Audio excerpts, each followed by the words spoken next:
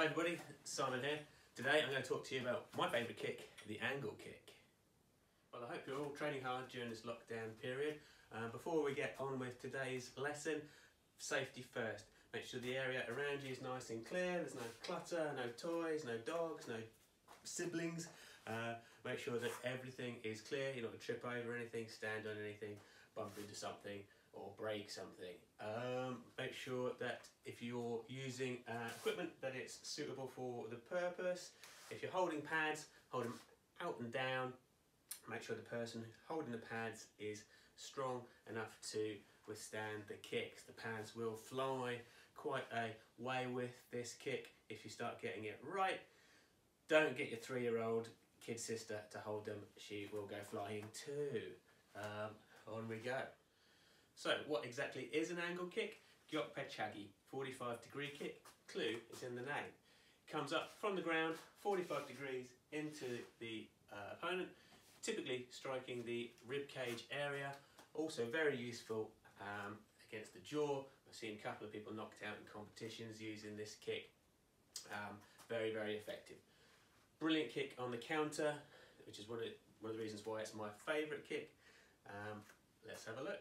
So let's look at the kick. We're going to adopt a fighting stance, moving our weight around one foot to the other.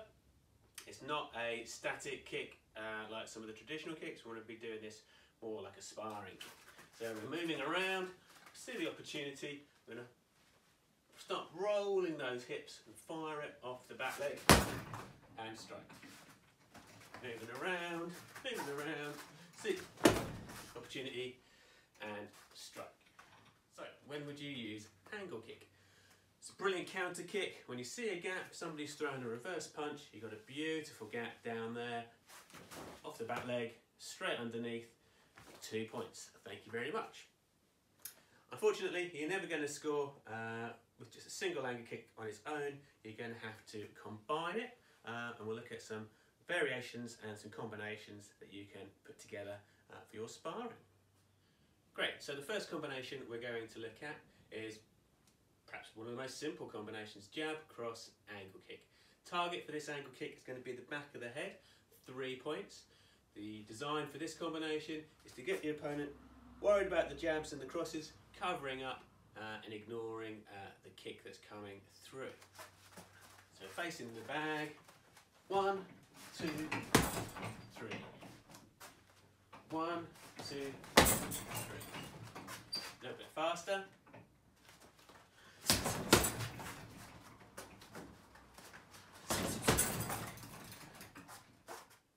Okay, so let's look at some variations on angle kick. One of my favourite ones is the stepping back angle kick. This one lures the opponent onto you. They think you're retreating, you're taking a step back and then launching the angle kick as they come forwards onto it. One more time. Step back, hardly putting any weight on that rear foot because we want to launch it again and striking with that angle kick. Moving around, nice and close, step back and angle kick. Moving around, step back and angle kick. Great, so following on from the stepping back angle kick, we're going to look at the side stepping angle kick. Again, we're nice and light on our feet, we're moving around, the opponent comes towards us with a technique, maybe a side kick, we're stepping out to the side, widening our stance momentarily before we launch that angle kick. Again, now more from the side than from the front. One more time, we're moving around, we're stepping and skipping into that side step angle kick. Go both sides, step and angle kick. Step and angle kick. So, we're going to start looking at doubling up the kicks now. First of all, we're going to look at the double angle kick using the same leg. So, from our fighting stance, we're going to do one angle kick, put the foot down, we're just briefly grazing the floor before that second kick comes up, hopefully catching our opponent by surprise. One more time. angle kick, down, angle kick number 2. Moving around, 1, 2. The second double angle kick we're going to look at, everyone's favourite, the alternating legs double angle kick. From here, we'll be doing 1 kick, 2 kicks. Ideally, we want to be doing this so fast that the legs don't touch the ground in between times. 1, 2. 1, 2. A good exercise you can do with the alternating angle kicks is to see how many kicks you can do in a minute. Then try and beat it. See how many you can do, video it, and send them in to Master Farnham using the email address provided. The next kick we're going to look at is the step up angle kick. This one uses the front leg. We're going to start from slightly further away, and we're going to close our stance and get a cheeky angle kick using the front leg.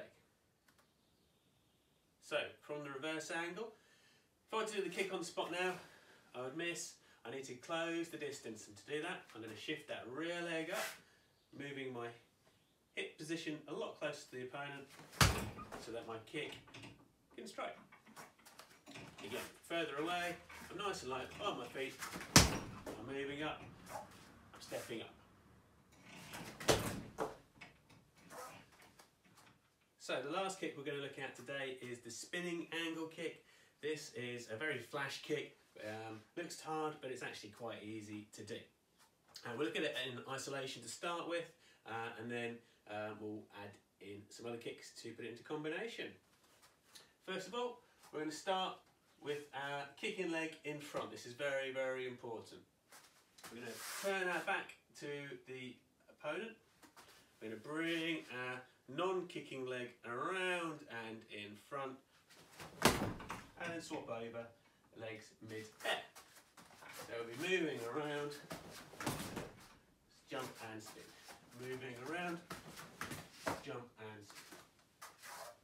So let's look at putting the spinning angle kick into combination.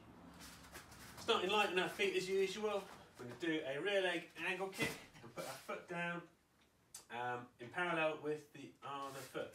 As we come around, there's our opportunity to do the spinning angle kick. Get nice and light on our feet. 1, 2.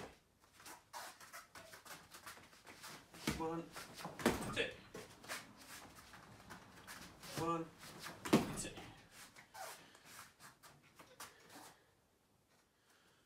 So a couple of pointers with the spinning angle kick.